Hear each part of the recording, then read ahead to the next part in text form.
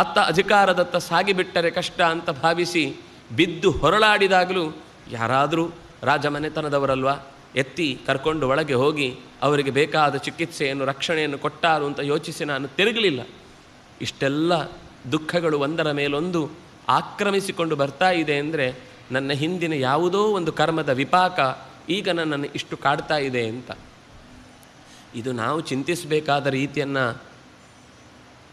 ಶಿಕ್ಷಣದ ದೃಷ್ಟಿಯಿಂದ ಮಾತಾಡಿದ್ದು ಹೊರತು ಎಂದೂ ಕೂಡ ಯಾವ ಕರ್ಮವನ್ನು ಮಾಡುವಾಗ ಇದು ನಾನು ಮಾಡಿದ ಕರ್ಮ, ನನಗೆ ಇದರಿಂದ ಲಾಭ ಆಗಬೇಕು ಅಥವಾ ನನ್ನಿಂದಲೇ ಇದು ಆದದ್ದು ಅಂತ ಯಾವಾಗ ನಾವು ಅದರ ಮೇಲೆ ಹಿಡಿತವನ್ನು ಸಾಧಿಸುವುದಕ್ಕೆ ಬಯಸ್ತೇವೋ, ಫಲದ ಸಂಘವನ್ನು ಇಟ್ಟುಕೊಂಡು ಕರ್ಮವನ್ನು ಮಾಡ್ತೇವೋ, ಆಗ ಅದು ನಮಗೆ ಲೇಪಕ್ಕೆ ಕಾರಣವಾಗುತ್ತೆ. ಸರ್ವಸಮರ್ಥನಾದ ಭಗವಂತನಿಗೆ ನನಗೇನೋ ಬೇಕು ಅನ್ನುವ ಆಸೆಯೇ ಇಲ್ಲ, ಅದರಿಂದಾಗಿ ಸ್ಪೃಹೆಯೇ ಅವನಲ್ಲಿ ಯಾವತ್ತೂ ಅಂಟುವುದಿಲ್ಲ, ಅದರಿಂದಾಗಿ ಕರ್ಮದ ಲೇಪ ಆಗುವುದು ಸಾಧ್ಯವೇ ಇಲ್ಲ. ನಾನು ಅಂತ ಅಹಂಕಾರವೂ ಇಲ್ಲ.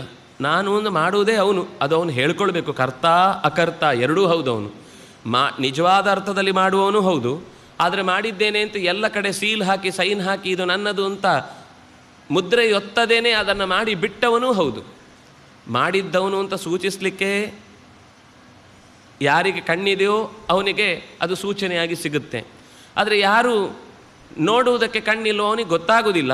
ಆದರೆ ಮಾಡಿದ್ದವನು ಅನ್ನುವ ಸತ್ಯವನ್ನು ವೇದಗಳು ಚೆನ್ನಾಗಿ ಹಾಡಿ ಕೊಂಡಾಡ್ತವೆ. ಅದರಿಂದಾಗಿ ಯಾವುದೇ ಕರ್ಮವನ್ನು ಮಾಡುವಾಗ ಫಲದ ಸಂಘ ಇಲ್ಲದೆ ಮಾಡುವ ಭಗವಂತನ ಕ್ರಿಯೆ ಅವನಿಗೆ ಕರ್ಮದ ಲೇಪವನ್ನು ಫಲವನ್ನು ಕೊಡಲಿಕ್ಕೆ ಸಾಧ್ಯವೇ ಇಲ್ಲ. ಆದ್ದರಿಂದ ಇಲ್ಲಿ ರಾಮ ಆಡಿದ ಮಾತು, ಸೀತೆಯು ಮುಂದೆ ಅಗ್ನಿ ಪ್ರವೇಶದ ಹೊತ್ತಿಗೆ ಅಥವಾ ಪಾಂಡವರು ಕೂಡ ಕಾಡಿಗೆ ಹೋಗುವ ಹೊತ್ತಿಗೆ, ದ್ರೌಪದಿಯೂ ಸಹ ಕಾಡಿನಲ್ಲಿ ಇರುವಷ್ಟರಲ್ಲಿ ಅನೇಕ ಬಾರಿ ಇಂತಹ ಮಾತುಗಳನ್ನಾಡುವುದು ನಮ್ಮನ್ನು ನಾವು ಚಿಂತಿಸಬೇಕಾದ ರೀತಿ.